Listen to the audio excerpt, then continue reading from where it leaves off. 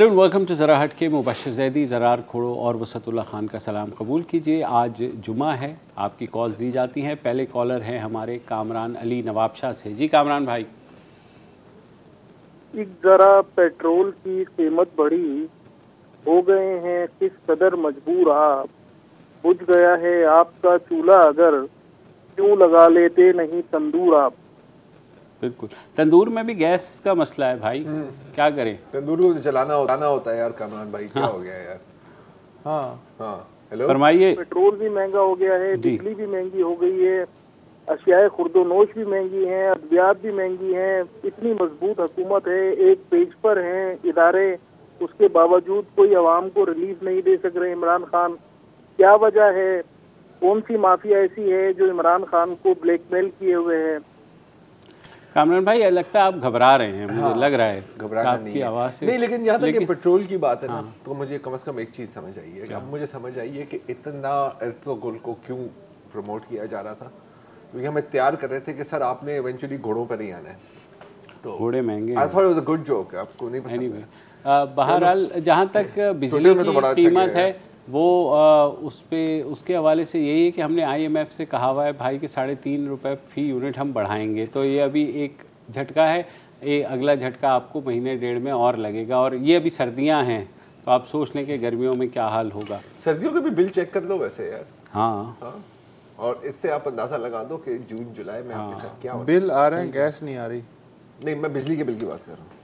Gas का भी काम गैस के भी हैं, वो तो लेकिन जो अभी जो फेडरल ब्यूरो ऑफ स्टैटिस्टिक्स ने जो आदाद शुमार दिए हैं, वो अशिया खुर्दोनोश की कीमतें पिछले एक हफ्ते में 5% महंगी हुई हैं। तो अब पेट्रोल जो बढ़ेगा तो अब आप खुद अंदाज़ा लगा लेंगे क्या है। ज़ाहिर है बहुत मुश्किल सूरत हाल है।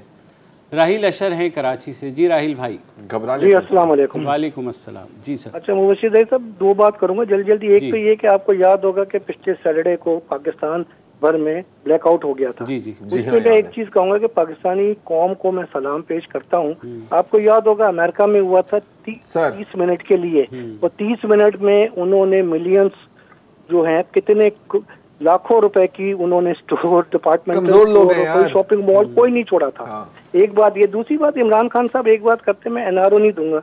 मेरा आपसे एक सवाल है, वो NRO करते हैं, नवाज शरीफ साहब NRO लेकर लंदन जाके बैठ गए। मेरा सवाल ये, मुझसे 2-3 लोगों ने कहा कि आपसे पूछे वो कैसे लंदन चले गए बगैर NRO के। जी कोर्ट कैसे NRO नहीं देती ना। मेरा बस आपसे ये सवाल। और आखिरी एक बात पेट्रोल पे करूंगा जी, 3 रुपए बढ़ा दिए। वसतुल्लाह साहब घबराना नहीं है। बहुत शुक्रिया। ठीक है, हम दोनों घबरा लें, क्योंकि सिर्फ इनको ही मुखातिब किया है ना, तो हम घबरा सकते हैं। जहाँ तक आपने NRO की बात की, हम इसकी कहानी पहले भी सुना चुके हैं। 1.5 साल बाद ये सवाल कर रहे हैं। हाँ वैसे लेकिन 1.5 साल ब्लैकआउट के असर असल में खान साहब अपने हर इंटरव्यू में NRO नहीं दूंगा का वो करते हैं, तो ज़ाहिर है लोगों की इस तरह वो पैक बनता है। बिल्कुल इस तरह पैक बनता है।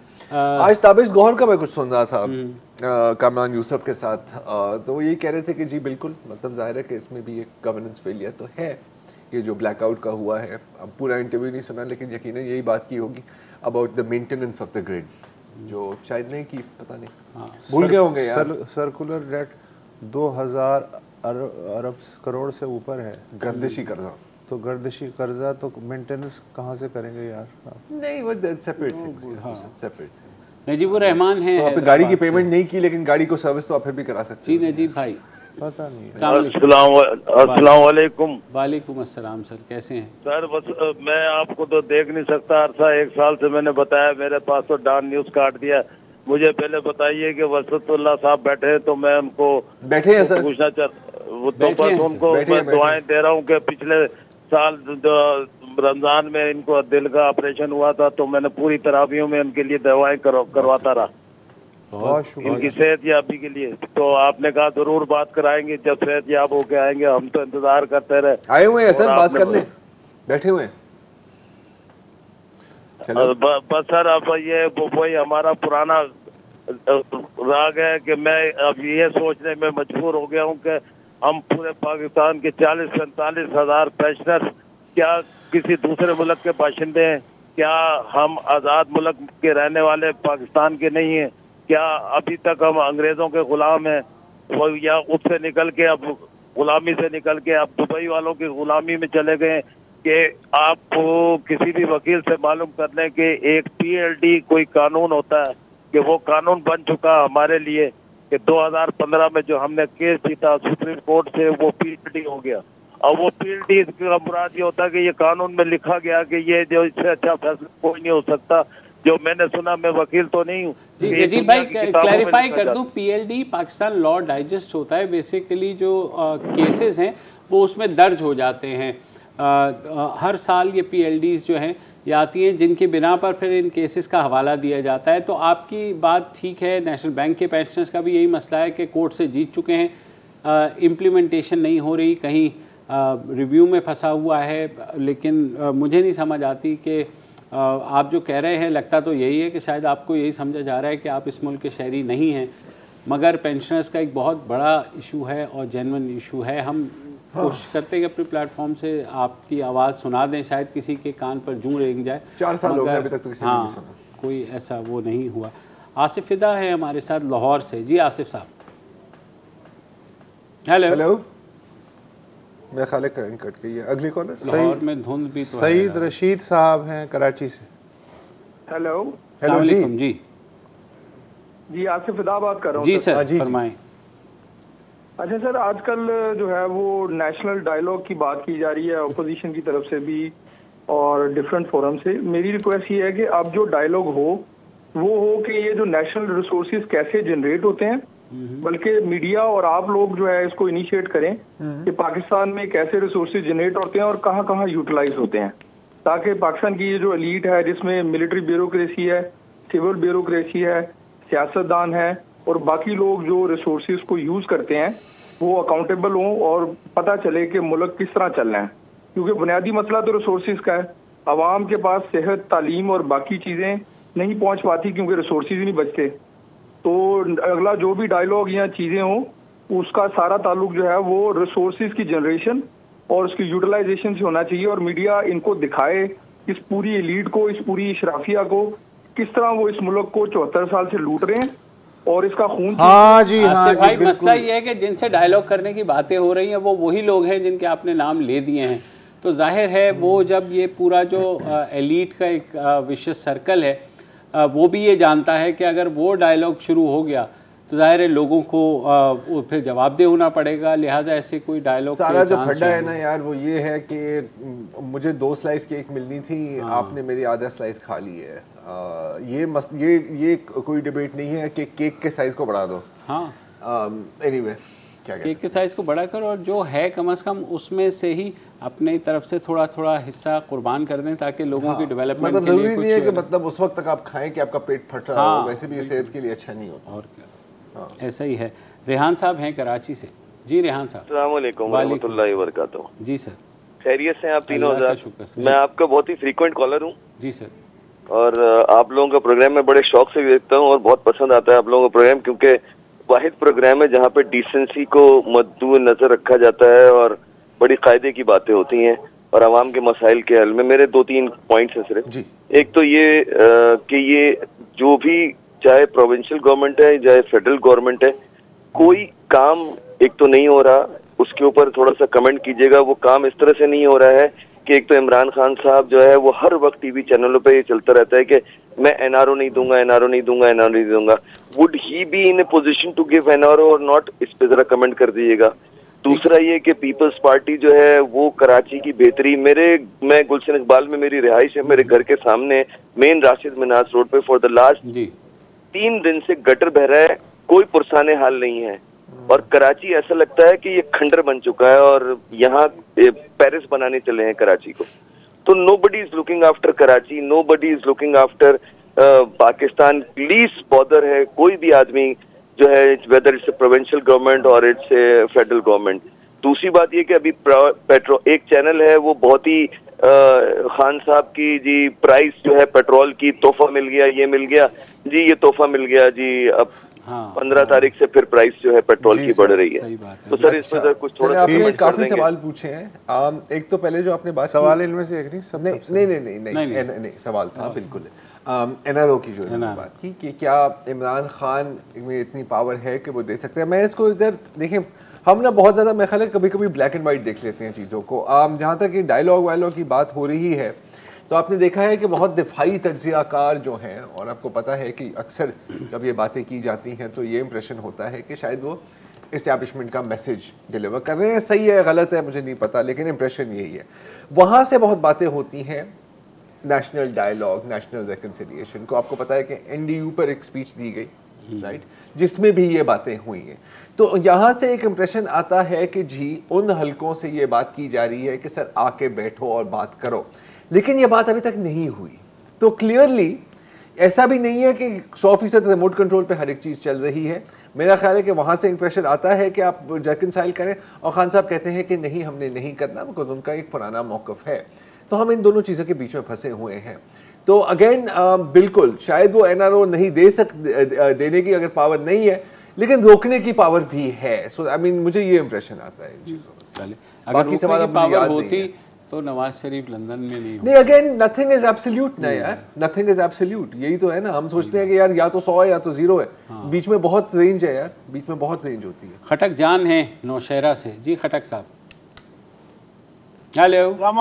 वालेकुम अस्सलाम, कैसे हैं भाई?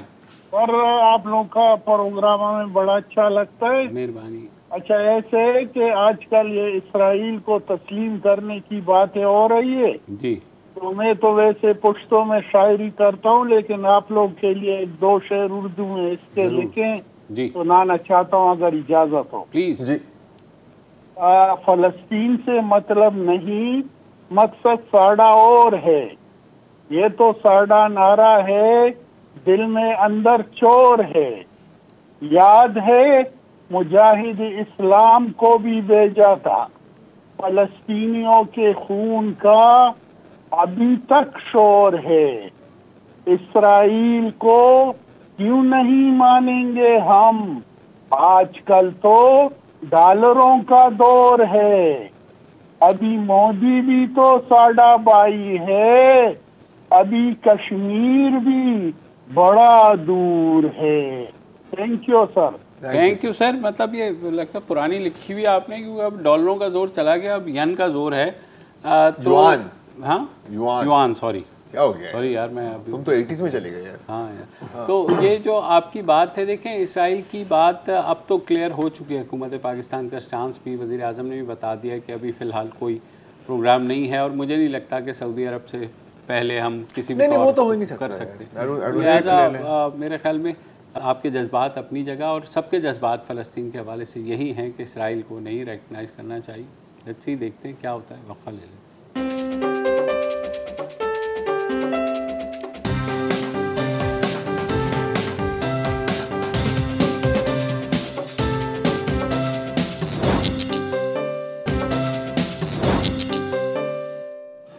Welcome back. और मैं अगले कॉलर हैं मिसेस नसीम कराची से। अस्सलाम वालेकुम जी। जी अस्सलाम वालेकुम। देखिए मेरी ज़रा उनसे रिक्वेस्ट है, वज़ीर तालीम शफ़क़त जो हैं जी, ये इन्होंने जो स्कूलों का कहा है कि खुलने, इनको ये ख्याल नहीं है कि इतना ज़्यादा बहुत बढ़ गया है कराची में खासकर, तो ये क्यों खुल रहा है अभी? इनको तो नहीं, 1 महीना कम से कम नहीं खोलना चाहिए।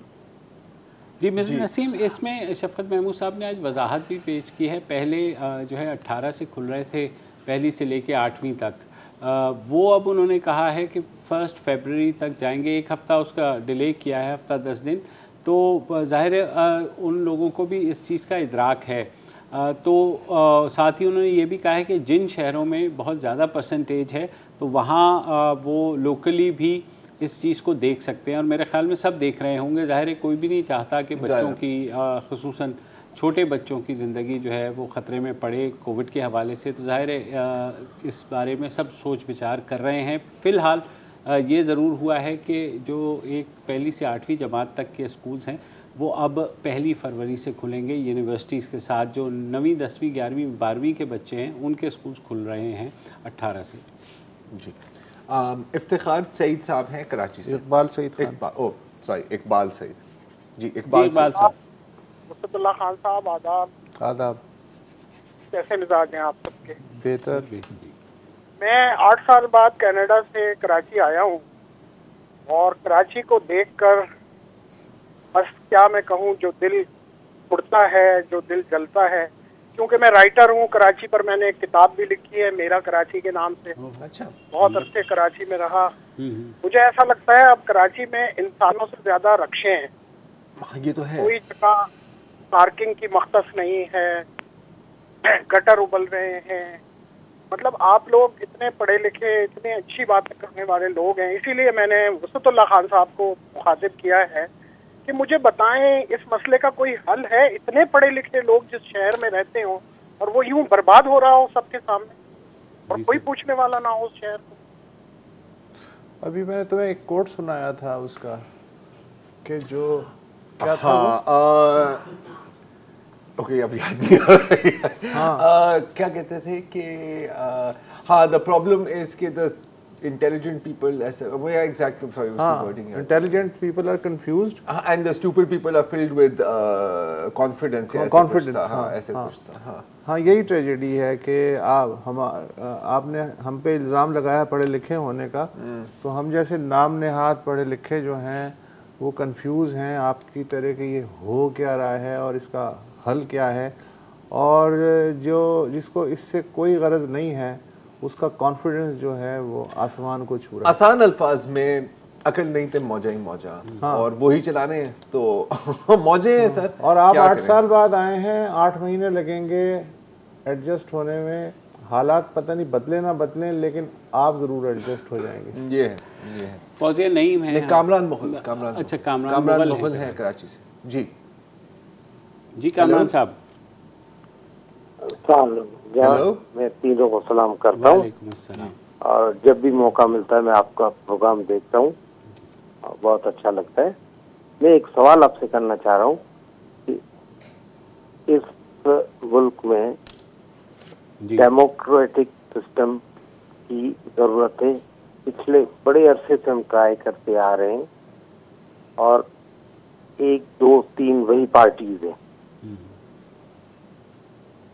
तो क्या करें? जी मैं आपसे ये पूछना चाह रहा हूँ कि क्या डेमोक्रेटिक सिस्टम की जरूरत है, या इस मुल्क को बचाने, इसको सुधारने के लिए कुछ हमें और करना चाहिए? मसलन और क्या जो प्रेजेंट गवर्नमेंट है, leader is very good, very honest, he is trying to be best, but his team is not good, तो ही कांट डिलीवर। तो लीडर की पहचान तो ये होती है ना कि वो अपनी टीम भी वैसी मुंतखब करे, अच्छे लोगों की।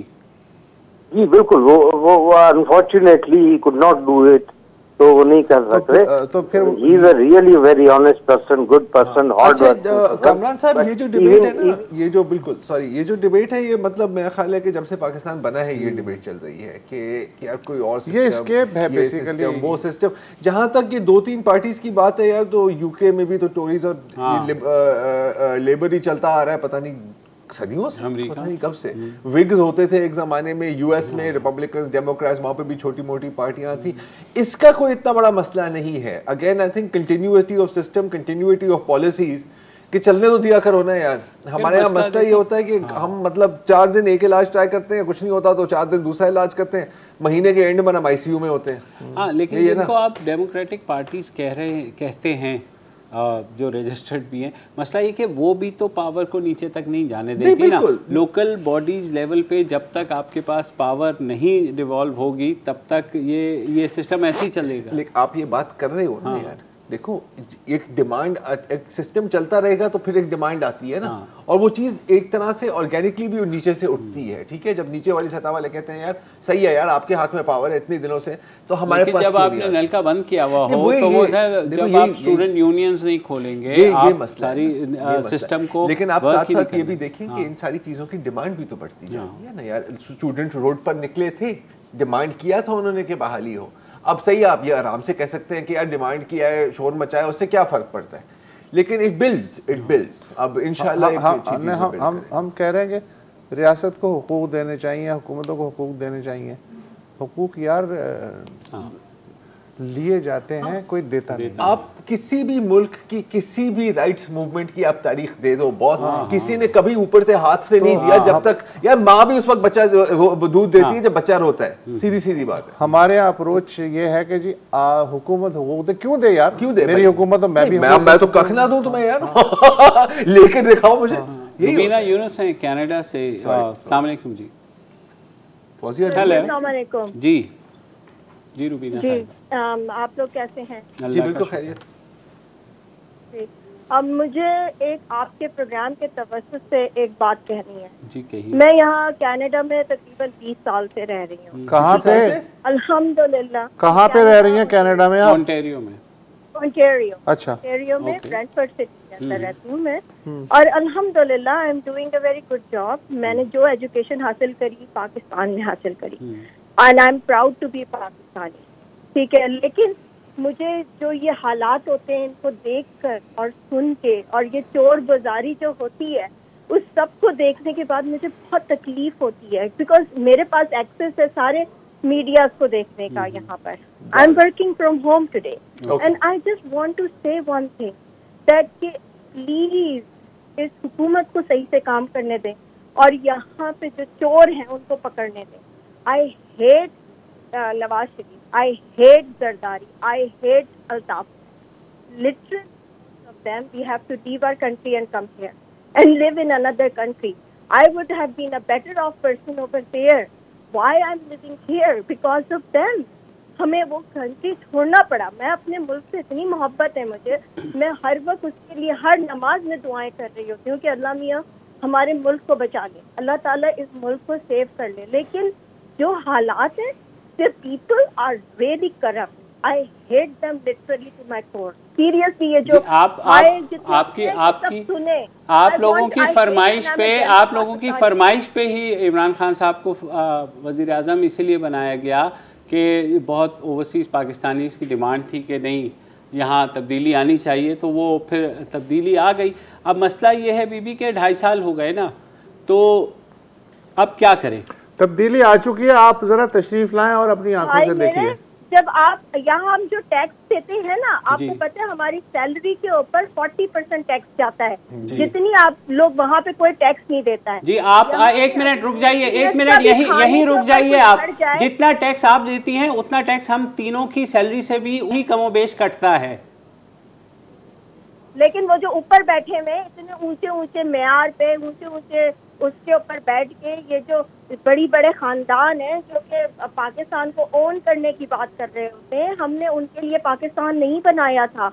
हम मेरे अच्छा, अब आप ऐसा कीजिए, ऐसा कीजिए, 2.5 साल हो गए हैं तब्दीली आए हुए, अब आप तशरीफ लाइए, अपनी आंखों से देखिए और खुश हो जाइए। मैं आपसे रिक्वेस्ट करता हूँ। इंशाल्लाह जरूर आऊंगी मैं, और मैं आना चाहती हूँ। आके देखिए आपको मजा आएगा, अच्छा लगेगा आपको। आई थिंक वक्फे का टाइम हो गया सर, वक्फा ले लें तो आप ले लें, मजीद बात करनी है। वक्फा ले क्या कर रहे हैं, वक्फा ले लें।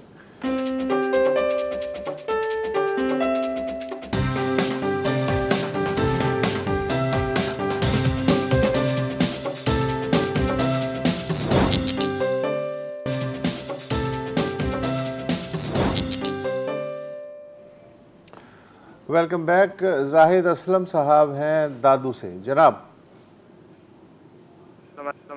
वालेकुम अस्सलाम।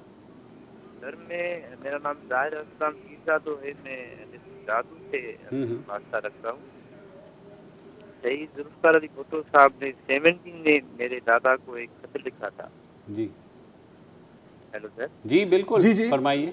1970 में ये जुल्फ़िकार अली भुट्टो साहब ने मेरे दादा को खत लिखा था, और जब मेरी उम्र हुई 18 साल तो मैंने सोचा कि ये जो खत है ये मैं पाकिस्तान पीपुल्स पार्टी की जो अहम जो वज़रा है मैं उसको दिखाऊँ।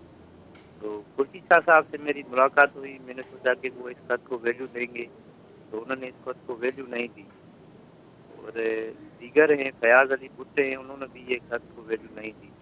तो जब पीपुल्स पार्टी में शहीद जुल्फ़िकार अली भुट्टो साहब के खत की वैल्यू नहीं है, उनकी तहरीर की वैल्यू नहीं है, तो फिर जो रियल कारकुन है 52 ईयर से जो पार्टी में रहा है उसकी भी वैल्यू नहीं है।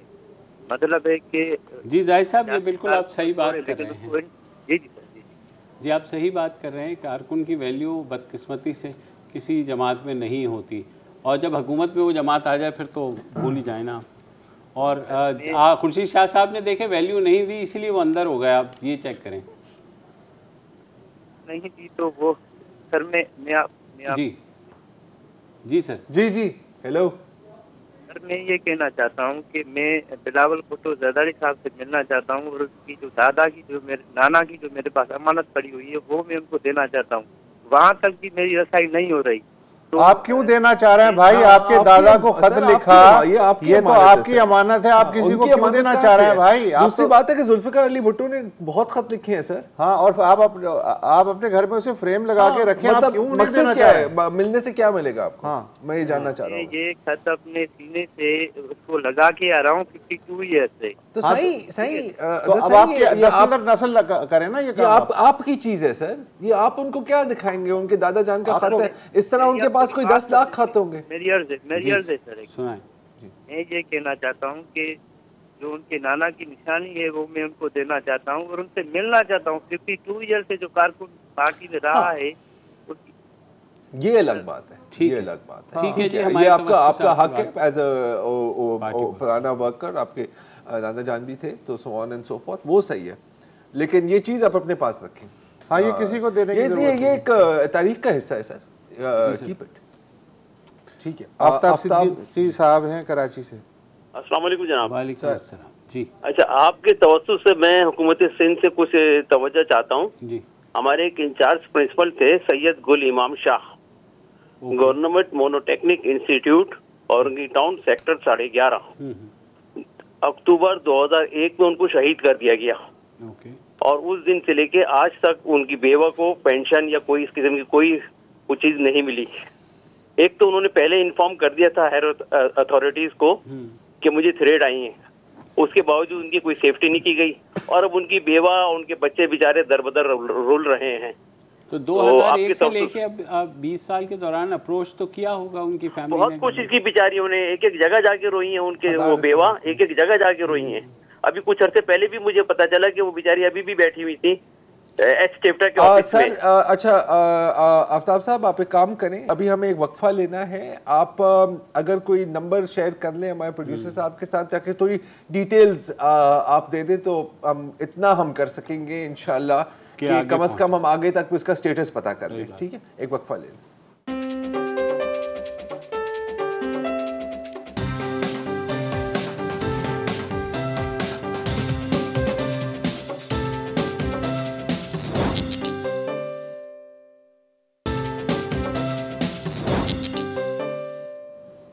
वेलकम बैक जी। अगले कॉलर हैं हमारे शेर भट्टी साहब फ्रैंकफर्ट जर्मनी से। अस्सलाम वालेकुम सर।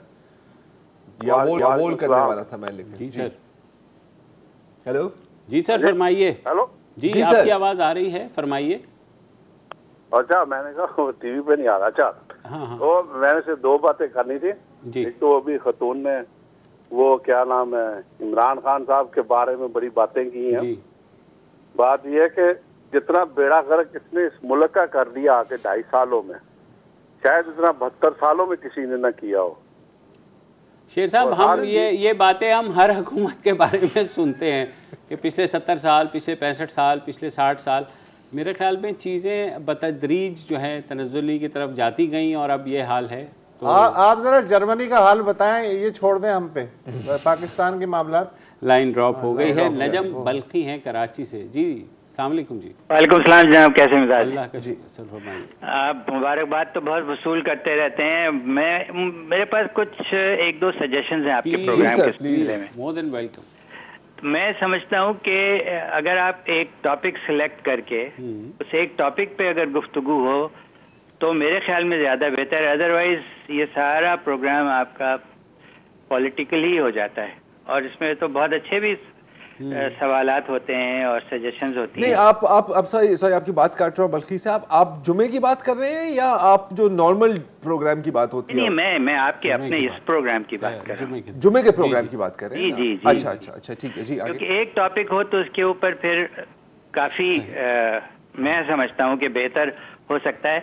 और दूसरी बात, मैं एक बात से पे कमेंट देना चाहता हूँ ये जो आपने देखा होगा बहरिया और सुल्तान मस्जिद वाला जो एक्सीडेंट जो हुआ है, जी 8 गाड़ी वाला, जी हाँ जी, तो मुझे एक बात याद आ गई कि अब इतने लोगों ने आपको बताया कि कनाडा से हैं, मैं भी कह रहा हूँ कि मैंने अभी कनाडा रह के आया हूँ।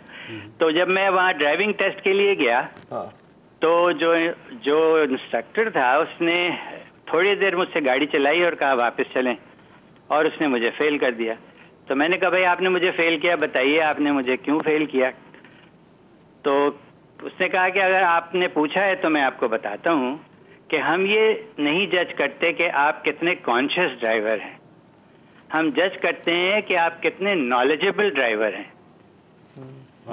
तो इट सेज एवरीथिंग। अगर आप देखें इट डज। तो एक तो ये मेरा कमेंट है और दूसरा मैंने आपको बता दिया। बल्कि साहब जो आपका पहला सवाल है मैं जल्दी से दे देता हूँ। हमने कोशिश की है लेकिन ये नामुमकिन है ठीक है, क्योंकि आप जो भी, और कभी कभी हम किसी टॉपिक से स्टार्ट करते भी हैं, लेकिन जिसने अंडों की कीमत के ऊपर बात करनी है वो उसने अंडे की कीमत पे ही बात करनी है, क्योंकि ये वक्त कॉलेज के लिए है तो जाहिर है हम नहीं चाहते कि और हम डिक्टेट नहीं करना चाह रहे, हम डिक्टेट नहीं करना चाह रहे। तो जिसका भी जो भी मसला है वो उसी पे बात करेगा, लेकिन आइडियली सजेशन अच्छी है। आज के लिए इतना ही, मंडे को दोबारा हाजिर होंगे। खुदा हाफिज़।